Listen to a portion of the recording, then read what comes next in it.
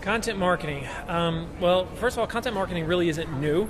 I mean, if you look at it, information has been around since the beginning of time. Information that helps teach people and helps convert people to a cause. I always like to say the Bible is one of the greatest examples of content marketing that I've ever seen, because that's exactly what it was. Not to diminish what it is, but the concept is the same. I define content marketing today, as we know it, as we see it, as teaching people digitally about what it is that you do and how it will solve their problems. That's really it.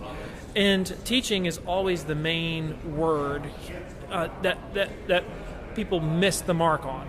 Because if you're really doing this well, what you're viewed as is a trusted voice and a source in your industry, in your field, because you've taken the time to answer all the potential questions that a consumer, that a real normal person would have. And you don't just answer it in your language, but you answer it in their language. And that's what separates average content from great content.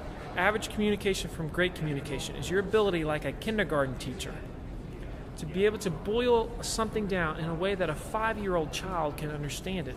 That's the way you really need to approach your content marketing. And if you do that, then people are like, I get it. The number one feedback I've had since my keynote this morning was, you said it in such a way that I just totally understood it. But if you really think about it, how many times did I use acronyms? How many times did I use big words? Didn't. All very simple analogies to make the point. And that's what most content marketers miss. Businesses miss in their messaging. And thus, they never get the love of Google. They don't get the love of the consumer. Their brand doesn't grow. They don't become the voice of their industry. We make it out to be content marketing, way more of a science than it really is. This is not a science. This is the art of listening. And if we listen well, the consumer will tell us over and over again, every day, these are the questions we need to be answering. These are the things they're typing into search. And if we listen well, we'll never run out of content, ever. And we're going to have an ever-flowing supply of new ideas coming to us. It's just how it's going to work. But we got to listen. And then the key is, this is, I feel, the golden rule of content marketing. They ask, we answer. If they have asked the question, the consumer, then it should be on your website. It should be somewhere within your copy of your organization.